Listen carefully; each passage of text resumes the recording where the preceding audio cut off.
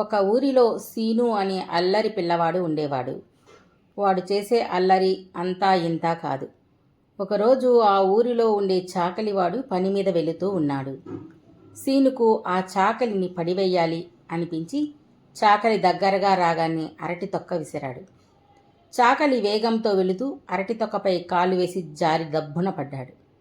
Scene అది చూసి పకపక నవ్వాడు. చాకలికి దెబ్బలేమీ తగలలేదు. మౌనంగా లేచి వెళ్ళిపోయాడు. ఇలా కొన్నాళ్ళ తరువాత సీనుకు పుట్టినరోజు పండుగ వచ్చింది. సీను అమ్మ స్నానం చేసిరా, కొత్త బట్టలు వేసుకుని బడికి వెళుదువు అని చెప్పి రెడీ అయిన తరువాత సాంబారు ఇడ్లీ పెట్టింది. సీను అమ్మ మెడలోని బంగారు దండ నచ్చింది. అమ్మ, నా పుట్టినరోజు కదా, ఆ దండ వెయ్యి, జాగ్రత్తగా ఉంచుకుంటాను అని మారాము చేశాడు. సీను అమ్మ సరేనని ఆ బంగారు దండ వేసింది. సీను బడికి వెళ్ళి అందరికీ గొప్పగా బంగారు దండ చూపించి ఆనందంగా ఇంటికి వస్తూ ఉండగా దారిలో ఉన్న బావి వద్దకు వెళ్ళి నీళ్లు ఎన్ని ఉన్నాయో అని తొంగి చూశాడు. పొరపాటున దండ బావిలో పడిపోయింది.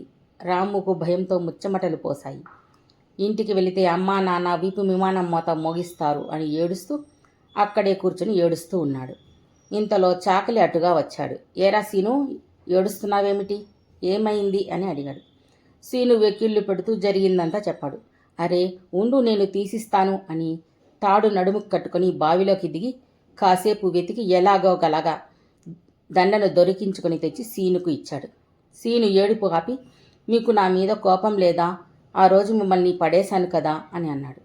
చాకలి నవ్వి, నీవు పిల్లవాడివి, పిల్లలు కాకపోతే అల్లరి ఎవరు చేస్తారు నాయనా, కానీ అల్లరి చేసేటప్పుడు మంచి చెడ్డలు చూడాలి నాయనా అని చెప్పాడు. అప్పటి నుండి సీనులో చాలా మార్పు వచ్చి మంచిగా చదువు మీద దృష్టి పెట్టాడు.